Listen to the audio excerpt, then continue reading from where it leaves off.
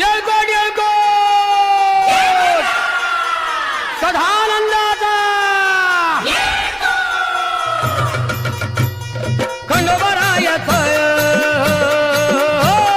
खंडोबरायाचं याडोबाई लागलं मुरळीला त्या माझ्या लागलो वाह्याला